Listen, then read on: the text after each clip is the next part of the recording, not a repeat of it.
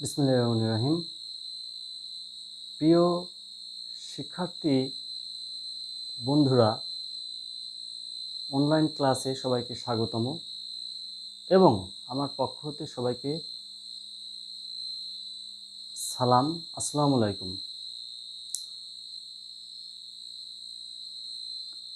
ছোট্ট একটি উদাহরণ দিয়ে আজকের ক্লাসটা শুরু করব। আমার হাতে তোমরা একটি বল দেখতে পাচ্ছ।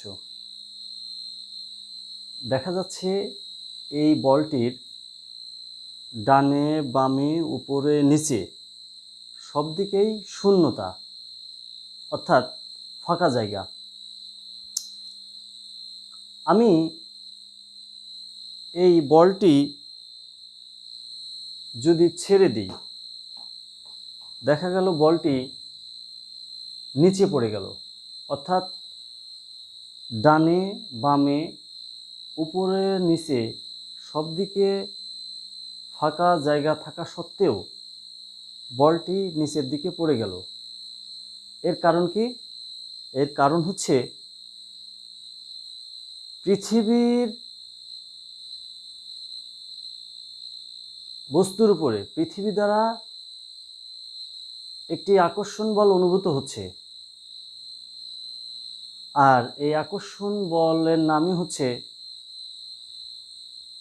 অভিকর্ষজ বল। অর্থাৎ পৃথিবীর সাথে কোনো বস্তুর আকর্ষণকেই বলা হয় অভিকর্ষজ বল। তাহলে অভিকর্ষজ বল আমরা কি বলতে পারি?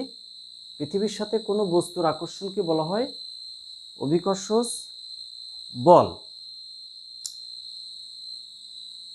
একইভাবে কোনো বস্তুকে যদি আমরা উপরের দিকে নিক্ষেপ করে দিই, বস্তুটি ফিরে আসবে।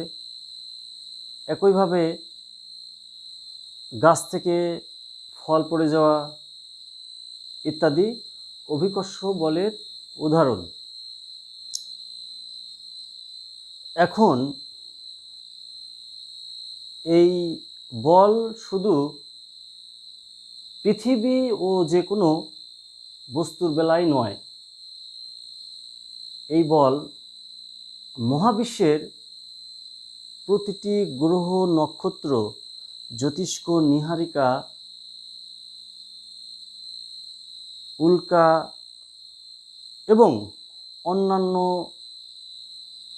বস্তুদ্বয়ের মধ্যে এ ধরনের বল দেখা যায়। আর পৃথিবী ব্যতীত অন্যান্য বস্তুদ্বয়ের মধ্যে যে বল দেখা যায় সেটিকে বলা হয় মহাকর্ষ বল। তাহলে আমরা লিখতে পারি অভিকর্ষজ বল হচ্ছে কি?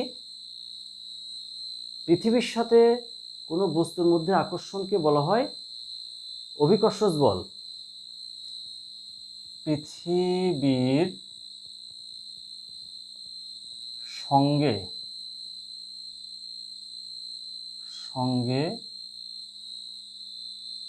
কোনো বস্তুর আকর্ষণকে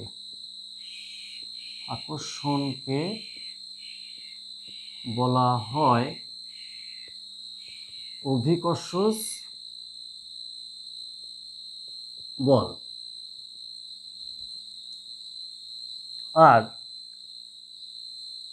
মহাবিশ্বের যে কোনো বস্তুদ্বয়ের মধ্যে আকর্ষণকে বলা হয় পৃথিবী ছাড়া, যেমন সূর্য,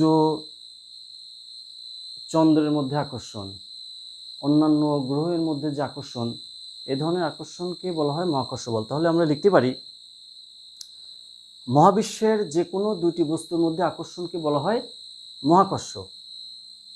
মহাবিশ্বের যে কোনো দুটি বস্তুর আকর্ষণকে বলা হয়, যে কোনো দুটি বস্তুর মধ্যে আকর্ষণকে বলা হয় মহাকর্ষ। অর্থাৎ গ্র্যাভিটি ফোর্স। এবার আমরা চলে আসি অভিকর্ষজ ত্বরণে।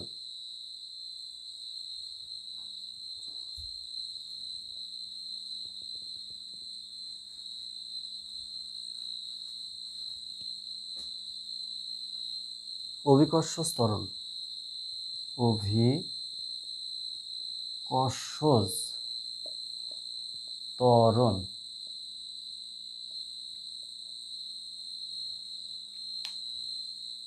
অভিকর্ষজ ত্বরণ হচ্ছে অভিকর্ষ বলের প্রভাবে ভূপৃষ্ঠে মুক্তভাবে পড়ন্ত কোনো বস্তুর বেগ বৃদ্ধির হারকে বলা হয় অভিকর্ষজ ত্বরণ। অভিকর্ষজ বলের প্রভাবে ভূপৃষ্ঠে মুক্তভাবে পড়ন্ত কোনো বস্তুর বেগ বৃদ্ধির হারকে বলা হয় অভিকর্ষজ ত্বরণ। অর্থাৎ অভিকর্ষ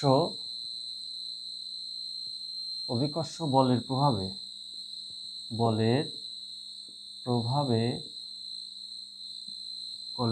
ভূপৃষ্ঠে মুক্তভাবে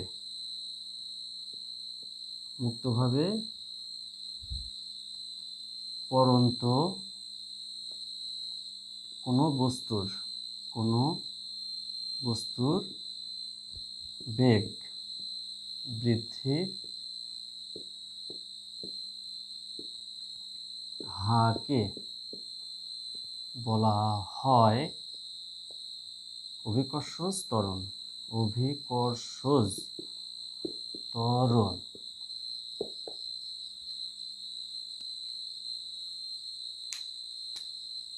একে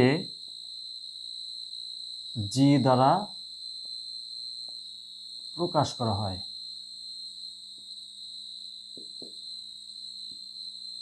একে জি দ্বারা প্রকাশ করা হয়।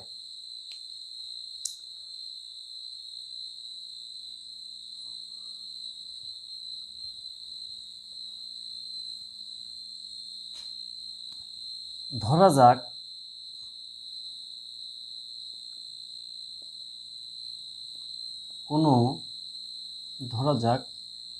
পৃথিবীর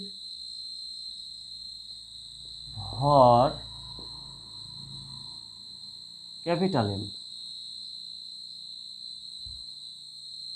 এবং কোনো বস্তুর ভর স্মল এম এবং পৃথিবীর কেন্দ্র হতে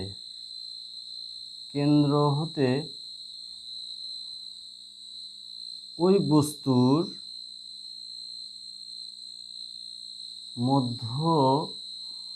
মধ্যবর্তী দূরত্ব ডি হলে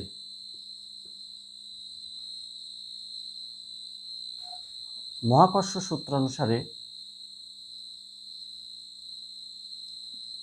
লেখা যায় মহাকর্ষ সূত্রানুসারে মহাকর্ষ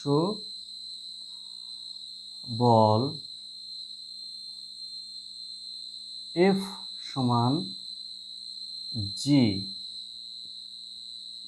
m/d²।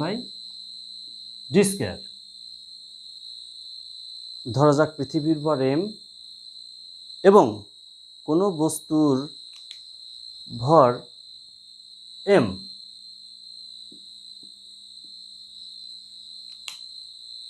পৃথিবীর কেন্দ্র হতে ওই বস্তুর মধ্যবর্তী দূরত্ব d হলে মহাকর্ষ বল অনুযায়ী লেখা যায় F সমান জি m/d²। এখানে জি হচ্ছে সার্বজনীন ধ্রুবক বা মহাকর্ষ ধ্রুবক বলা হয়।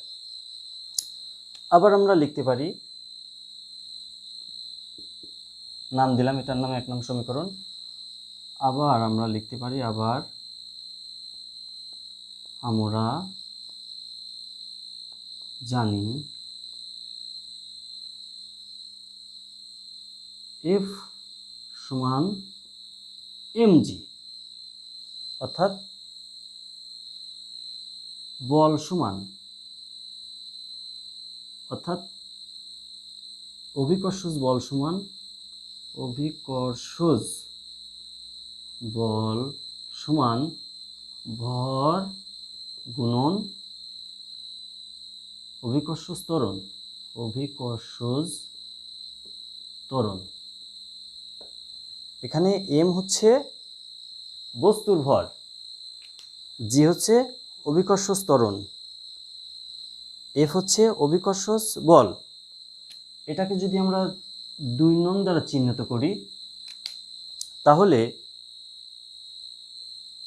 1 এবং 2 নং সমীকরণ হতে লেখা যায়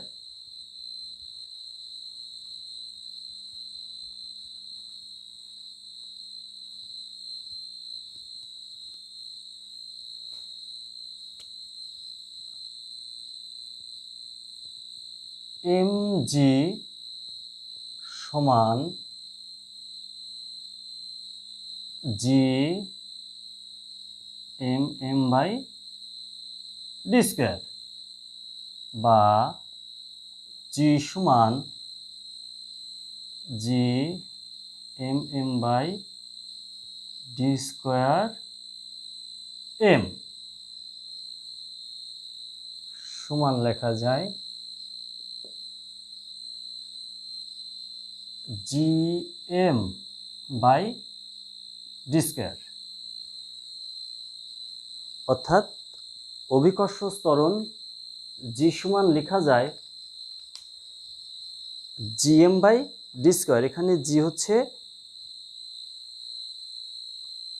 কনস্ট্যান্ট, অর্থাৎ সার্বজনীন ধ্রুবক, m হচ্ছে পৃথিবীর ভর, d হচ্ছে পৃথিবী এবং বস্তুর মধ্যবর্তী দূরত্ব। এটাই হচ্ছে অভিকর্ষজ ত্বরণের সূত্র।